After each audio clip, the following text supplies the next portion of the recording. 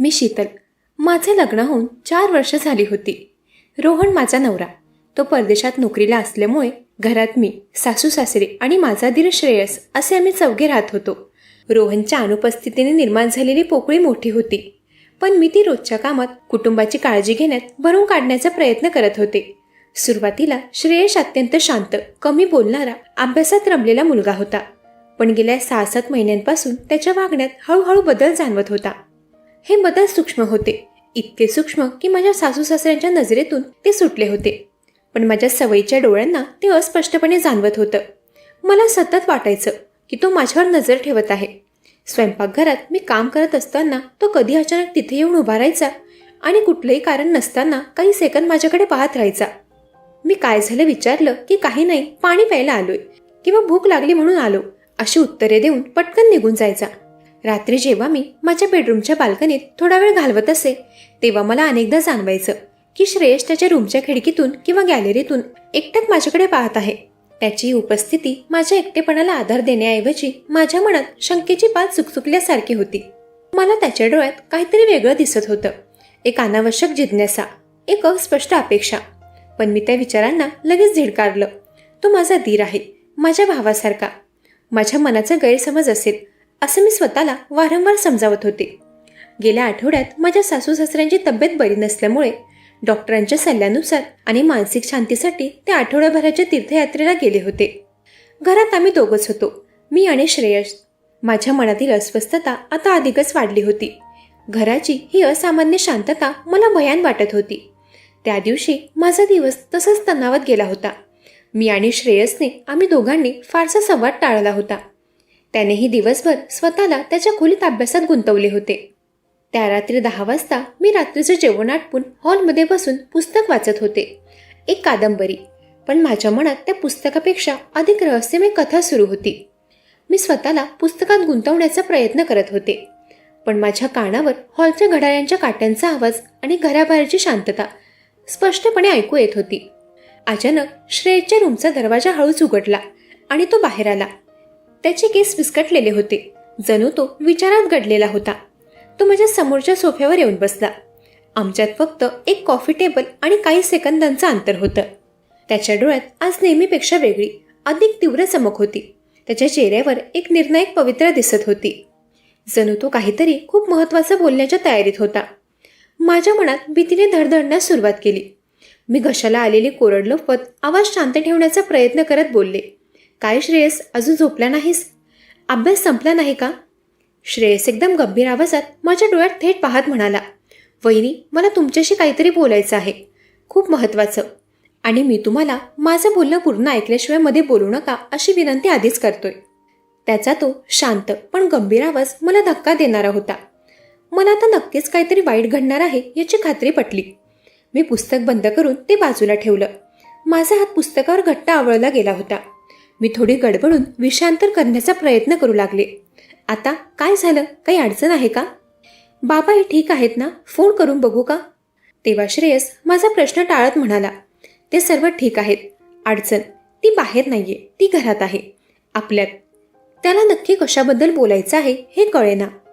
त्याने माझ्या शंकांना अडचण हे नाव देऊन माझ्यासमोर उभं केलं होतं. तेव्हा त्याचं बोलणं ऐकल्याशिवाय माझ्याकडे पर्यायही नव्हता. मग मी शांत राहून त्याला बोलू देण्याचा निर्णय घेतला. मी म्हणाले, स्पष्ट बोल श्रेयस, काय बोलायचं आहे तुला? श्रेयस म्हणाला, वहिनी, तुम्ही माझ्याकडे दुर्लक्ष का करताय? गेल्या काही दिवसांपासून मी तुम्हाला जे सांगायचा प्रयत्न करतोय ते तुम्ही ऐकून का घेत नाही आहात? मी आश्चर्याने आणि मनातून घाबरून त्याला विचारलं की मी कशाबद्दल दुर्लक्ष करते आणि तू काय सांगण्याचा प्रयत्न करतोयस? मला खरंच काही कळत नाहीये. श्रेयस म्हणाला, कळतंय तुम्हाला, मी आता सरळ सरळ बोलतो. मला तुम्ही खूप आवडतात. मला तुमच्यापासून दूर राहत नाहीये. तुमच्या हास्याचा आवाज, स्वयंपाकघरातील तुमची ती छोटीशी उपस्थिती, मला फक्त तुमच्या जवळ राहायचं आहे.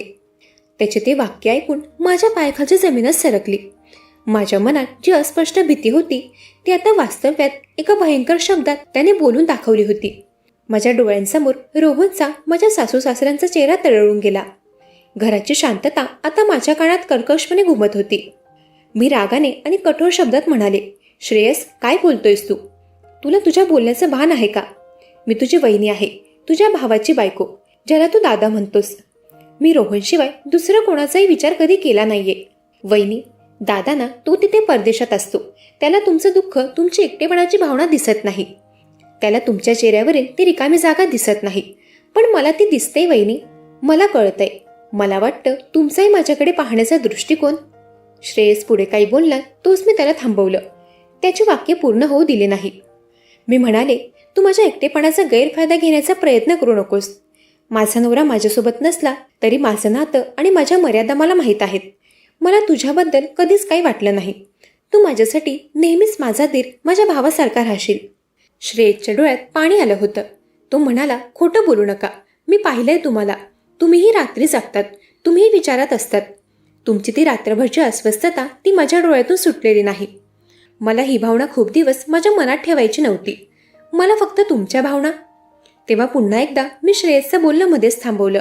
मी जागेवरून सनसनीतपणे उठून उभी राहत आवाज अत्यंत कठोर करत म्हणाले, थांब, एक पाऊलही पुढे येऊ नकोस. तू माझ्या रिकाम्या जागेला जी प्रेमाची संज्ञा देतोस ते प्रेम नाही.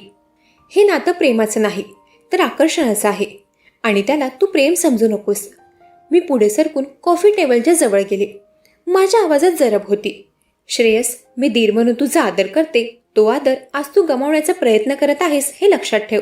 रोहन माझा नवरा आहे आणि त्याच्याबद्दलची माझी निष्ठा ही माझ्या आत्मसन्मानाचा भाग आहे. मी त्याला समजावत म्हणाले, तू जे काही बोलतो आहेस ते कधीच शक्य होऊ शकत नाही. ते सगळं आपल्या कुटुंबाला उद्ध्वस्त करेल. याबद्दल आपण परत कधीच बोलायचं नाही. हा विषय इथेच संपला. माझ्या डोळ्यातील स्पष्टता, रागाची धार आणि आत्मसन्मानाची ज्योत श्रेयसला पहिल्यांदाच इतक्या जवळून दिसत होती. माझा कणखरपणा पाहून तो पूर्णपणे हतबल झाला. त्याच्या चेहऱ्यावरची तीव्र चमक आता पस्तावा आणि पराभव यात बदलली होती. तो माझ्याकडे सुन्न नजरेने पाहू लागला. तो म्हणाला, वहिनी, मी तुमच्याशिवाय नाही जगू शकणार. मला माफ करा. श्रेयस, तू नक्की जगू शकशील. फक्त तू स्वतःच्या मनातील या विचारांना वेळीच थांबवलं पाहिजे. तुझे विचार चुकीच्या दिशेने जात आहेत. तुला रोहनच्या अनुपस्थितीमुळे येणारा माझा एकटेपणा प्रेम वाटलं, पण तो भावनिक आधार होता आणि तू त्याला चुकीचं वळण दिलंस. या क्षणापासून तू माझ्याकडे केवळ वहिनी म्हणून बघायचं. मी तुला माझ्या भावासारखं स्थान देत राहीन. मी सोफ्यावरून परत पुस्तक उचलले.